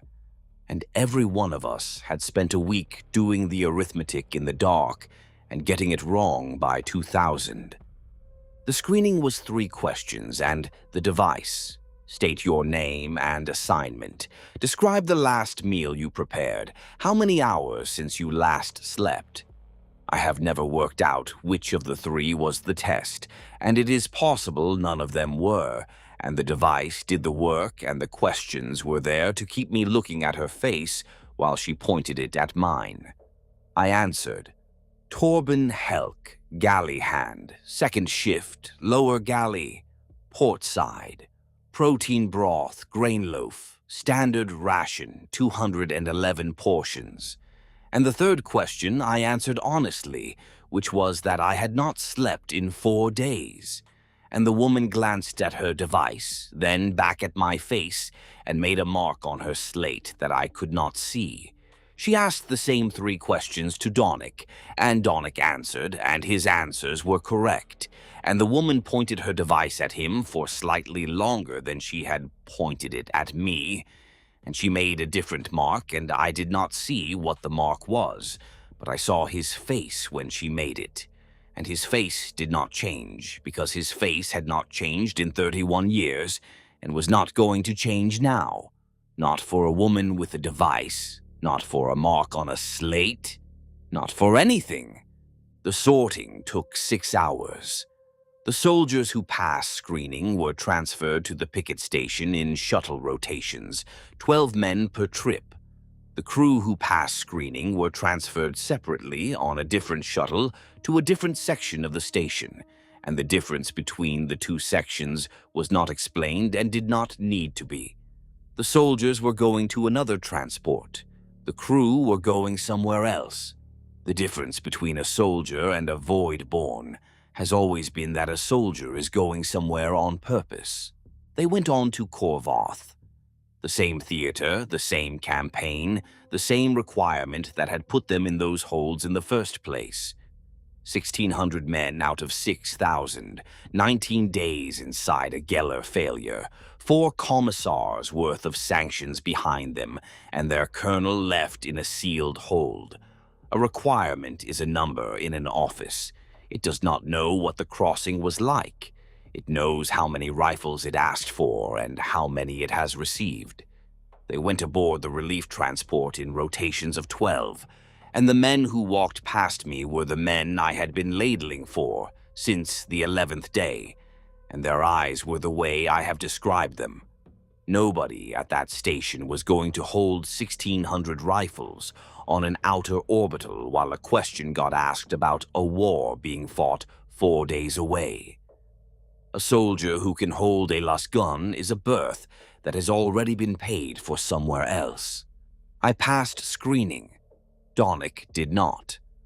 What she told him without inflection and without looking up from the slate was that he was to remain aboard the Sufferance pending further assessment, and I have never found out what the second half of that sentence meant. I had told her the truth about the sleep, out loud, in the first minute, and she wrote something down and passed me anyway. So the test was not whether a man was clean. The test was where a line sat, and the line was not drawn by a physician. That station was a monitoring post with a complement measured in dozens. 2,500 people came out of the Sufferance, and there was no version of that morning in which a facility that size detains them all, because it did not have the berths or the guards or anywhere to put them. So the line went where it had to for the arithmetic to close. Above it, you are a problem that has to be housed. Below it, you are a man who can be put on a ship. Donnick was above it. He had worked the first shift and had been in the galley when the 4 seconds happened, 3 hours ahead of me, 3 hours closer to the generator at the grain station, which is closer to the center of the ship than the serving line, where I had been standing. And in the days afterward, he had not deteriorated. He had improved. His movements had become more precise, his timing sharper, his endurance beyond anything that a man his age should have been able to sustain. I had noticed it, and I had never once raised it, because naming it would have made it real, and making it real would have meant doing something about it, and there was nothing to do about it that I was willing to do. The device the woman carried had taken slightly longer with him. Whatever it measured, it had found more of it in Donick than in me. Not a different thing. More of the same thing, and the difference was 3 hours and 2 meters of deck plate, and the difference was enough to put him on one side of a number that a clerk had chosen for reasons of accommodation. Neither of us said anything. Donick looked at me for what I understood was the last time, and his eyes were not wrong. His eyes were exactly the same eyes they had always been, steady and flat and unimpressed by everything the universe had arranged for him. And he turned back to the grain station and started loading the hoppers, because there were still surviving crew aboard and somebody was going to have to feed them while they waited for whatever further assessment meant. And I walked to the shuttle without looking back, because looking back is a thing you do when you want to remember. And I did not need to look back to remember Donick. And I did not want to remember the galley, or the number 2 vat, or the spiral in the broth, or the moisture on the walls, or the handprint on the port side hatch with its 7 fingers pressed into blast-rated steel by something that had no business owning a hand at all. The abiding sufferance was towed to a breaking yard 9 days later. Nobody condemned that ship for what had happened aboard her. What condemned her was that her generator could not be certified. It had performed an unscheduled inversion. There was no procedure for assessing a machine that had done that. And without a procedure, there is no certificate. And a hull without a Gellar certificate cannot go on a transit manifest. 400 years of service and 1,100 meters of hull, and the thing that ended her was a form nobody was authorized to sign. The Medici team went through the ship compartment by compartment, and they went everywhere, except that they did not go into the sections where the writing was. 2 other people did that. They came on the second shuttle.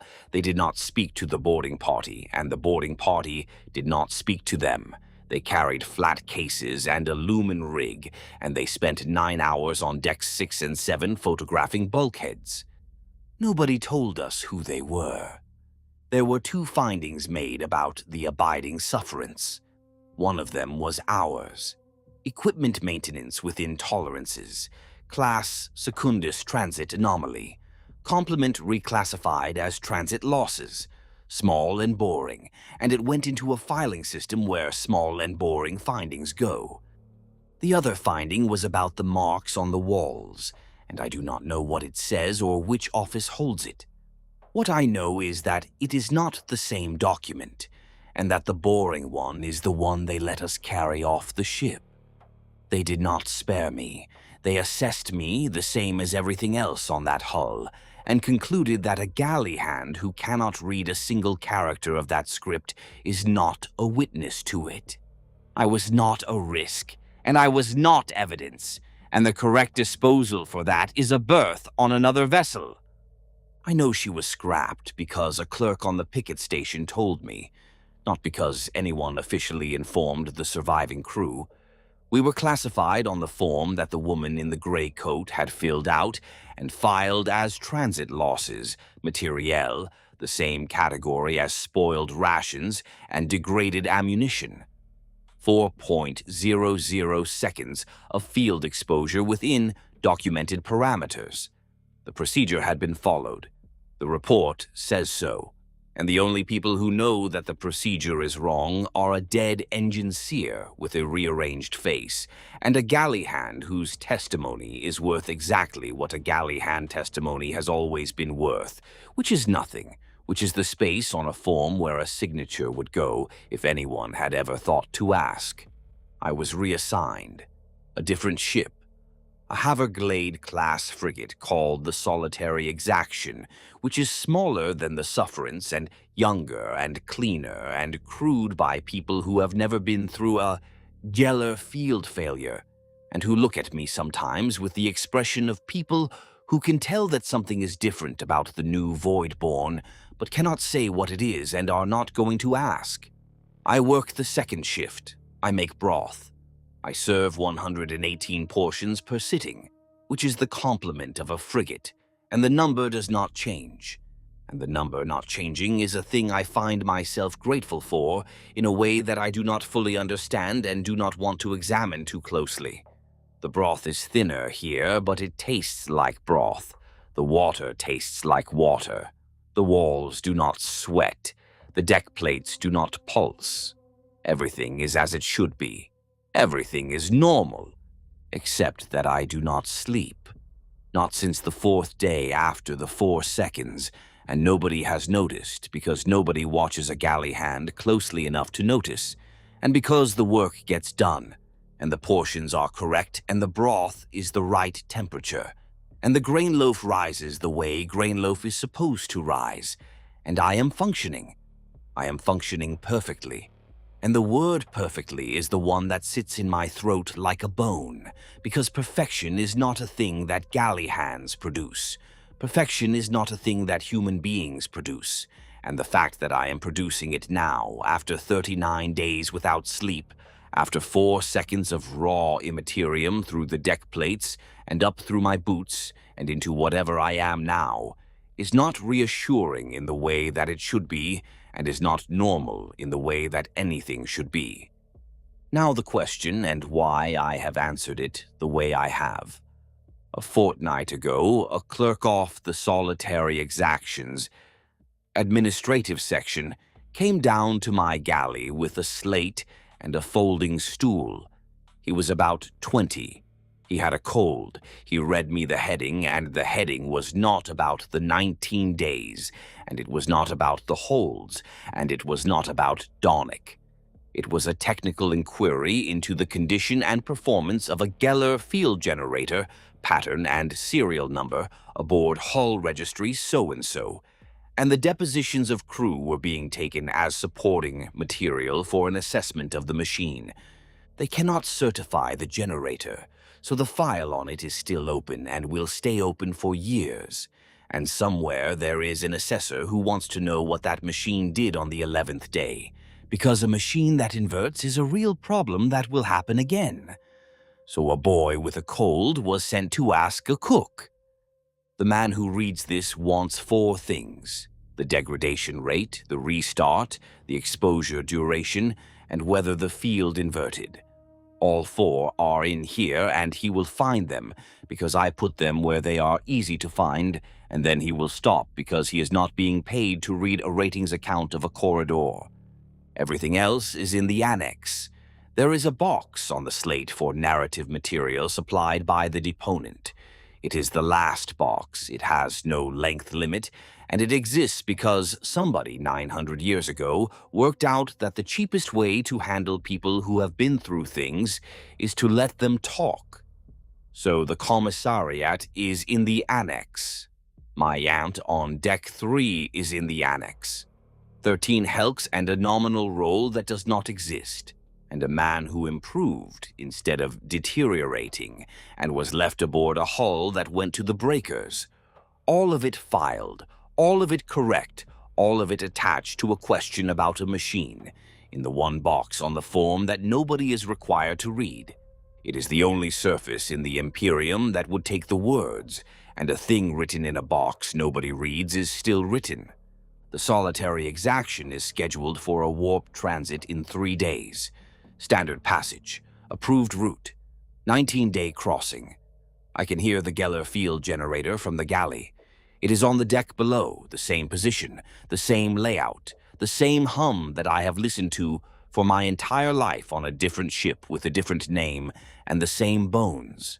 The hum is steady and constant and does not pulse and does not vary, and I know the model number because I looked, because I could not stop myself from looking, and it is the same model, the same forge world, The same 912-year-old manual in the same Mechanicus chapel with the same page that says controlled restart.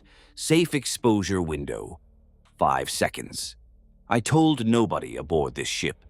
That is the distinction, and I want it kept because the deposition is a box on a slate concerning a hull that has already been cut up, and it will be opened in an office some years from now by a man assessing a machine that no longer exists.